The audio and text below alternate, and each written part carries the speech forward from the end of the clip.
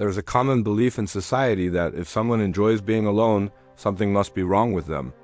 People often assume that solitude equals loneliness, sadness, or social failure, but psychology tells a very different story. Loving being alone is not a weakness. For many people, it is a sign of strength, self-awareness, and emotional depth. People who love being alone are not running away from the world. They are choosing peace over noise. They are choosing clarity over chaos. And most importantly, they are choosing themselves. One of the biggest misunderstandings is confusing solitude with loneliness. Loneliness is painful and unwanted. Solitude is intentional and calming. People who love being alone do not feel empty in silence. They feel complete. Psychologically, these individuals do not depend on constant social interaction to regulate their emotions. They do not need others around them to feel valuable or alive. Their happiness is internally generated, not borrowed from attention or validation. This level of emotional independence takes maturity. People who enjoy solitude often have a high level of self-awareness. When you spend time alone, you are forced to face your thoughts. There are no distractions and no masks. Most people avoid this because it is uncomfortable. But those who love being alone have learned to sit with themselves. They understand their emotions instead of suppressing them. They reflect instead of reacting. They question their thoughts rather than blindly believing them. Psychology links this to strong introspection, which is a key trait of emotional intelligence. Another defining characteristic is emotional independence. People who love being alone do not panic when they are not surrounded by others. They do not measure their worth by how many messages they receive or how busy their social calendar looks. They are stable in silence. This does not mean they dislike people. It means they do not need people to feel whole. They would rather be alone than be in company that drains their energy. They choose quality over quantity in relationships.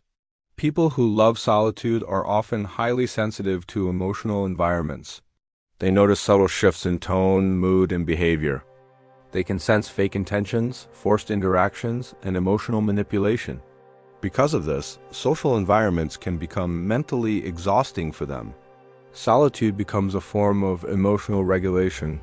Being alone allows their nervous system to reset. It helps them recharge mentally and emotionally. Psychology sees this not as avoidance, but as self-preservation. There is also a strong connection between intelligence and comfort with being alone. People with complex inner worlds often need less external stimulation. Their minds are already active, analytical, and imaginative. Silence does not bore them. It feeds them. This is why many thinkers, writers, and creators throughout history preferred isolation. Solitude allowed them to explore ideas without interruption. It gave them space to think deeply and creatively. People who love being alone often have rich inner lives that others never see. Another important psychological trait is authenticity. People who love being alone do not feel the need to impress everyone. They do not shape themselves to fit into every room. They value being real over being liked. Their values come from within, not from social approval. They would rather stand alone than betray who they are. This often makes them misunderstood. Society rewards loudness and constant interaction, not depth and restraint. Many people who love being alone have experienced emotional disappointment. They may have been betrayed, neglected, or drained in past relationships. But instead of becoming bitter, they became selective. They learned that not everyone deserves access to their energy. Psychology does not label this as emotional damage. It often sees it as emotional wisdom. They did not shut down emotionally. They simply became more intentional. Creativity is another strong trait found in people who love solitude. When you are alone, your mind can wander freely. There is no pressure to perform and no fear of judgment. This mental freedom allows ideas to grow. People who love being alone often think deeply, imagine vividly, and create privately. They do not need an audience to feel inspired. Their inner world is enough. However, loving being alone is not always easy. Such people are often labeled as cold, distant, or antisocial. Others may take their need for space personally. This can lead to misunderstanding. They may struggle to explain why they enjoy solitude, not because they are confused, but because society struggles to understand depth. They do not want many connections. They want meaningful ones. When people who love being alone do form relationships, those bonds are deep and loyal. They listen more than they speak. They observe more than they react. And when they open up, it is intentional. They do not waste emotional energy on shallow connections. They value honesty, depth, and emotional safety. Their silence hides intensity, not emptiness. Psychology shows us that people who love being alone are not broken.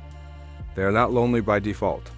They are not afraid of people. They are comfortable with themselves. They understand that solitude is not isolation, it is alignment. It is space to think, heal, and grow. In a world addicted to noise, choosing silence is an act of strength.